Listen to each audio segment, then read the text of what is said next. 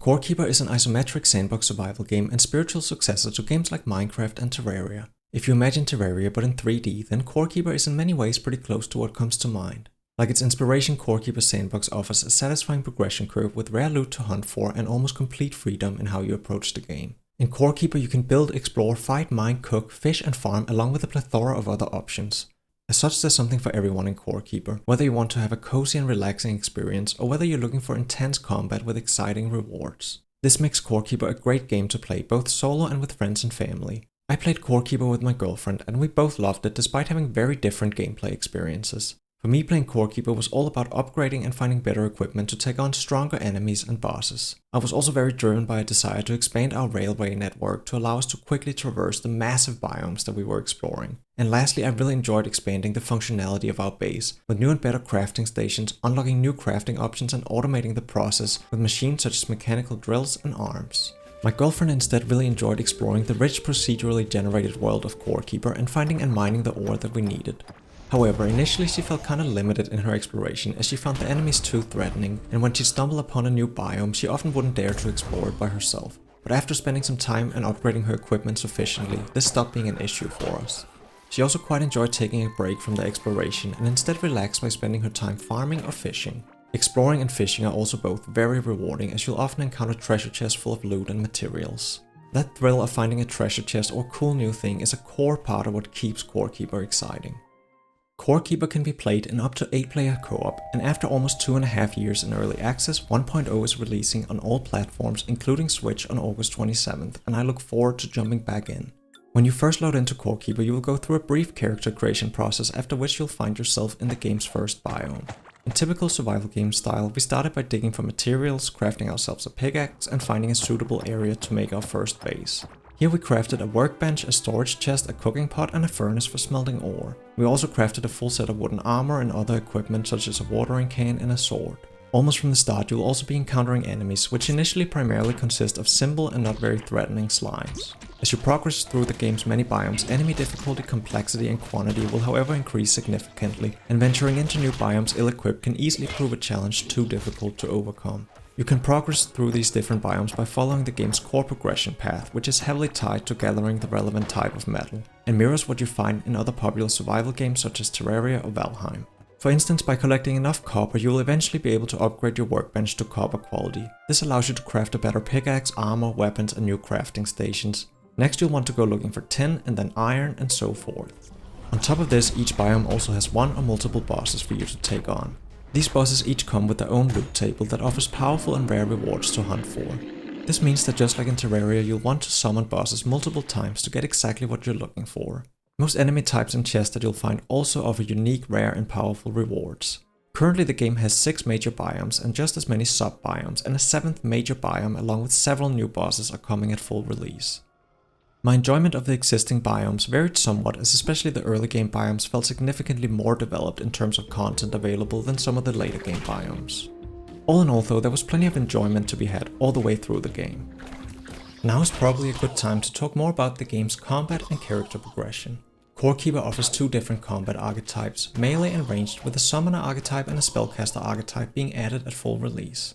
This archetype is determined by your equipment and especially by your weapon. Equip a sword and you're now a fighter, or equip a bow and you're now a ranger.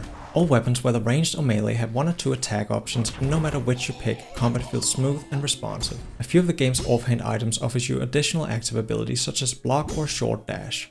Unfortunately, many of these offhands are primarily offering passive stat boosts, and I would have really liked to see the developers being more imaginative and experimental on this front.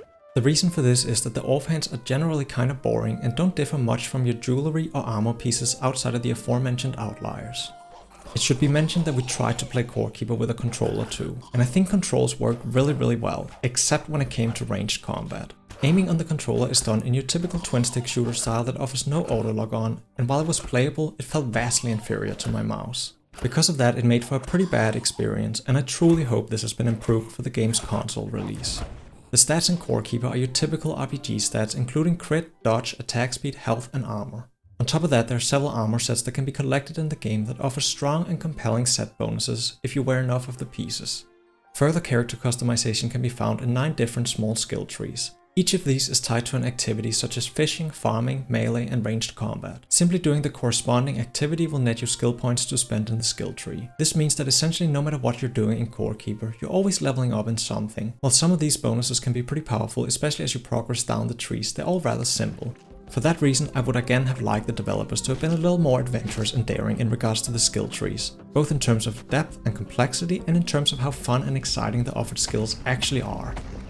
When it comes to survival mechanics, Core Keeper is pretty lax. Other than the health, the only other system besides repairing your weapons from time to time is hunger. And hunger in Core Keeper functions more like a stamina system, as performing most actions in the game will drain your hunger bar. For that reason, it's important to eat, and this is where farming and fishing comes in, as both of these can be an easy and reliable source of obtaining food.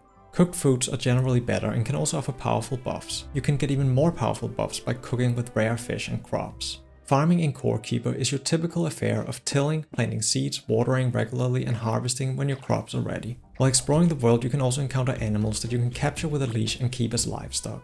As mentioned, a personal highlight for me was the automation mechanics in Core Keeper. Automating can significantly speed up your main progression path and significantly reduce the grind. It ranges from simple things such as sprinklers helping you keep a steady supply of crops, to slightly more advanced creations such as fully automating the process of mining, smelting, and depositing the finished product into your storage.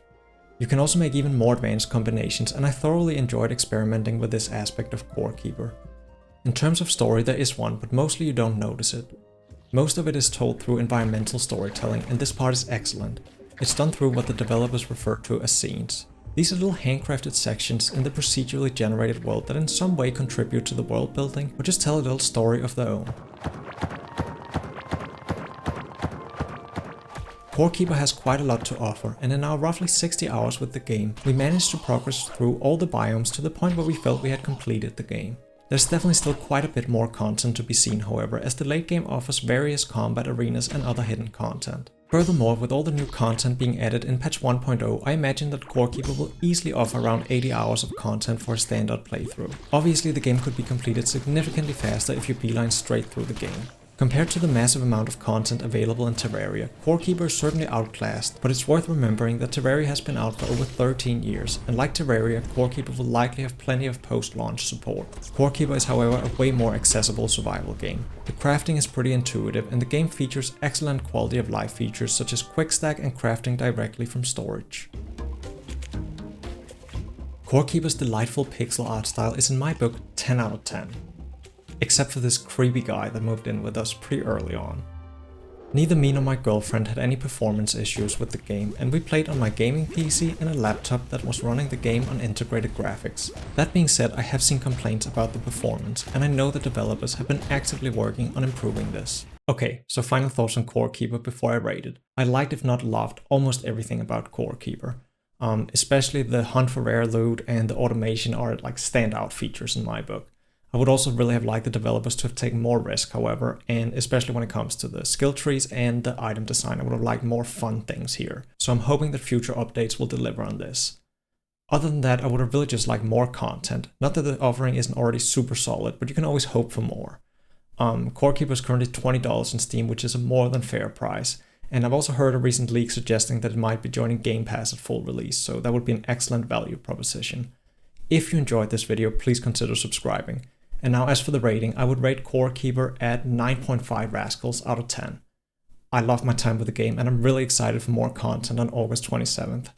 Thank you so much for watching, and have a very nice day.